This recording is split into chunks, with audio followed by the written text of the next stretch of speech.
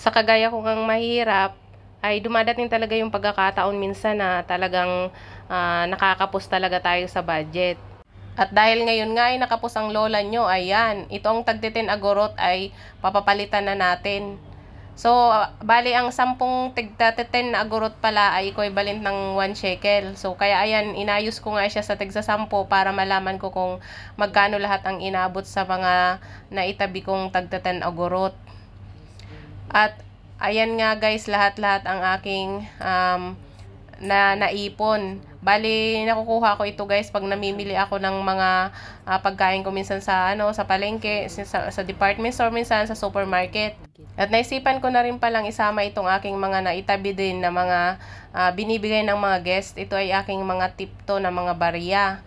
So, para naman medyo malaki-laki yung aking mapapapalitan at hindi ganun kabigat. Kaya ayan, binilang ko na rin siya para masama na rin sa pagpapalit.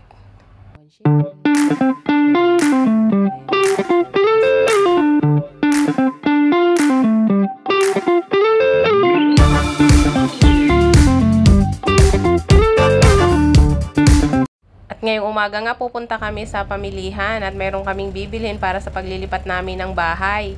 Kaya excited na kami, sana palitan.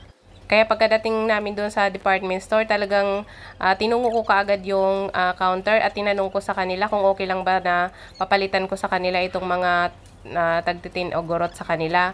Buti na lang pumayag at mabait naman yung cashier, kaya nagantay talaga sila na mabilang namin.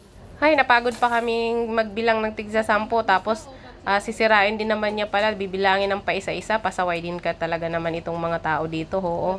Ayan guys, umabot din sa 150 yung mga yellow kong coins. At ayan guys, naka 150 ako, pero ang suma total lahat ay 436 sa peso, ay umabot siya ng 6,540.